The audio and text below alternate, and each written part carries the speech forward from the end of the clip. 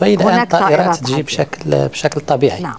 معالي الوزير، أنتم تلعبون دور الوسيط في الأزمة الليبية لنقل ذلك، يعني منذ متى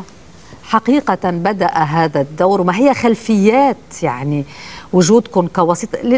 منذ سنوات المغرب لا يلعب هذا الدور، ماذا حصل؟ لماذا؟ Les réseaux marocains en question bénéficient du soutien direct et indirect de certains réseaux français et israéliens qui tentent de compromettre les efforts de la diplomatie algérienne en vue de faciliter le retour à la paix et à la stabilité dans la région. C'est dire que le travail gigantesque accompli par la diplomatie algérienne dans cette région sensible risque de perdre de son efficacité s'il n'est pas accompagné par un travail de communication moderne et efficient en direction de la société civile malienne. Dans une interview accordée par le ministre marocain des Affaires étrangères et de la coopération africaine, Nasser Bourita, au journal italien La Repubblica, il a déclaré que lors des consultations qui ont eu lieu dans la ville de Bouznika, il a appelé les Libyens à ne pas gaspiller leur énergie à trouver d'autres médiateurs pour poursuivre le dialogue de réconciliation. La déclaration du responsable marocain semble normale sans la coïncidence et les reportages des médias marocains proches du Palais Royal, à travers lequel ils ont attaqué l'Algérie, sur la base de certaines positions exprimées par de hauts responsables de l'État concernant la situation au Mali, et la volonté de l'Algérie de recevoir les parties libyennes en cause à rechercher des solutions à la crise dans le pays voisin oriental. Bien que le ministre des Affaires étrangères du Maghreb n'ait pas nommé à qui était destinée cette déclaration, de nombreux observateurs et ce que la presse marocaine a écrit il y a quelques jours et jusqu'à lundi, ont lu les propos de Bourita qu'il s'adressait à l'Algérie, compte tenu de ses appels répétés pour les parties à la crise en Libye à une réunion autour de la table de dialogue en Algérie.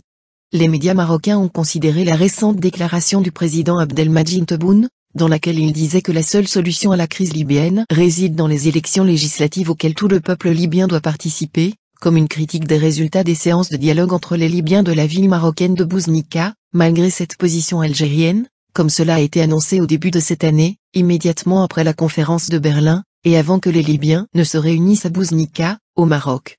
Parmi les problèmes qui ont également dérangé le système Maghreb, il y avait la déclaration du président Tebboune dans laquelle il a déclaré « Il n'y a aucun pays au monde qui connaisse le Mali comme l'Algérie, en raison du voisinage que nous avons, et parce que l'Algérie a toujours été présente au Mali avant que quiconque n'ait entendu parler de l'existence de l'État malien. »